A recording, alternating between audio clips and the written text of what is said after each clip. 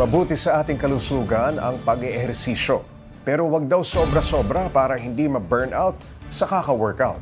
Baka raw kasi mauwi kayo sa sakit na rhabdomyolysis. Ano nga ba yan? Para bigyan ng mukha ang balita, Mobile Journal, Kayla Macantan. Hunyo nang subukan ng 27-year-old graphic designer na si Naomi ang spin class, isang cardio workout kung saan sabay-sabay kayong nagbibisikleta sa stationary bike. Sunod ang galaw sa music at gabay ng instructor. Because I thought, na-build ko na yung body ko. I do Pilates, I run, I work out at home. So I just want to try another workout. Yeah. Isang umaga ng linggo, nagawin nila ang halos 1 oras na spin class. Pero pagsapit ng gabi, dito na naramdaman ni Naomi ang hindi birong sakit sa kanyang lower body.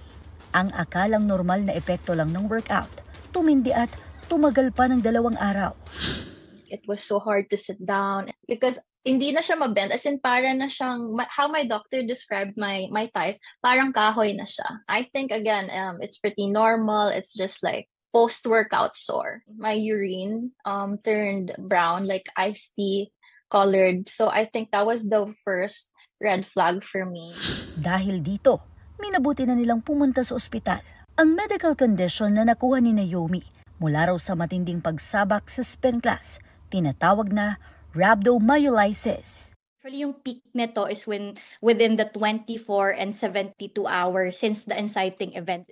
Rhabdomyolysis is actually a serious medical condition wherein there is a muscle breakdown. So when this happens, it releases a protein and actually other toxic substances including myoglobin. So kapag nangyayari ito, it gets too much for the kidney which nagkakaroon ng mga kidney problems. Karaniwang nakukuha ito sa sobra o bigla ang workout at pwede rin umanong dahil sa paggamit ng iligal na gamot. Hindi lang matatanda, kundi maging nasa adolescence ay maaaring makaranas nito. Ayon kay Doc, mabuting lumapit agad sa kanila kapag nararamdaman ng hindi pangkaraniwan ng sakit ng katawan. Ganon din kapag hirap sa pag-ihi o kung nagbago na ang kulay nito o kulay iced tea na kung tawagin. Actually, if we use our muscles, we have to make sure that we use it properly, hindi natin siya bibiglain. Walang masama sa pag-challenge sa ating mga sarili pagdating sa pagiging active. Paalala lang ng eksperto na huwag puwersahin ang sarili at alamin ang limitasyon para makaiwas sa mga sakit tulad ng rhabdomyolysis.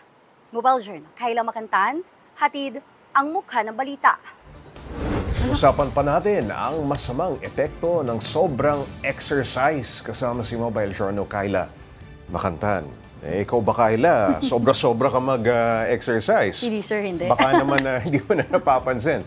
Okay, gaano ba kadalas mag-exercise itong si Naomi? Bakit siya nagkaroon ng sakit na rhabdomyolysis? Actually, Papaps J, before itong rhabdo condition niya, kahit 3 to 4 times naman daw siyang nag-workout. At yun nga, Paps J, nasanay kasi siya na hindi ganun ka-intense. Pero kung iisipin natin, Pilates and running, di naman din madaling mga exercise yun, no? Ang nangyari lang talaga, Paps J, first-timer kasi siya dito sa spin class at nagkataon na talagang heavy na yung kanyang sinapa. Baka napasabay siya dun sa malalakas mag-spinning. Yes, minsan, Paps J, nakaka-pressure di ba?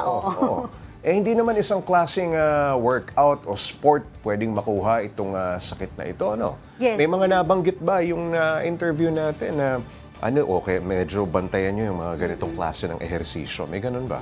Actually, Pops Ray, kahit anong uri na exercise, kahit nga simpleng, yun nga, yung pagtakbo, basta hindi ka nag-warm up or hindi talaga ready yung katawan mo. Nabigla yung katawan mo? Oo, kung talaga nabibigla. Lalo ngayon, Pops Ray, uso yung mga fun run, yung mga long distance, no? Minsan, yung iba nagkakaayaan lang, o sama kami dyan. Yes, hindi na talaga sila nagre-ready, diretso sabak. Yung mga ganun, Pops Ray, sila yung talagang malaki yung chance na magkaroon nito na napakadelikado. Pero yung sa case kasi dito, Pops J, yung sa spin class, na ikwento din ni Naomi, na nung nandoon siya sa ospital, nabanggit nung doktor na 7th na siyang pasyente ngayong taon na dahil sa spin class. Rhabdo case yan? Yes, yes. Rhabdo. Kung hindi naagapan, ano yung malalang epekto na maaring makuha mula sa rhabdo? Oo, ayun nga, Pops J, pwedeng mag-lead to sa mga kagaya nung sakit sa kidney, kasi doon talaga nag-uumpisa yung substance nga, yung ayon sa explanation ni Doc. And syempre kung hindi na-detect, kasi nga Pops J, kung iisipin,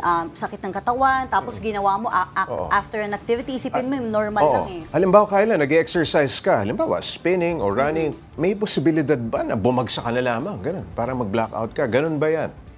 May chance, Pops J, na mangyari yun. Lalo na kung pinipilit mo na lang at alam mong hindi na kaya ng katawan mo. Kaya nga, yung sinasabi, no, kapag... Know your limits, Oo, at sinasabi. halimbawa, kagaya ng spin class, alam natin na beginner tayo, wag natin pilitin, wag tayo ma-pressure na sumabay sa mga matatagal ng ito talaga yung ginagawa, no? At mag-research tayo, Pops J, para hindi tayo basta-bastang sasabak ng hindi talaga ready yung ating katawan. Nakakita ko dun sa report mo, naka-confine, ano? Nakita ko, may mga nakakabit na aparato. Pero paano yung nagiging gamutan sa sakit na ito? Oo. 4 days yung kay Naomi, no, sir?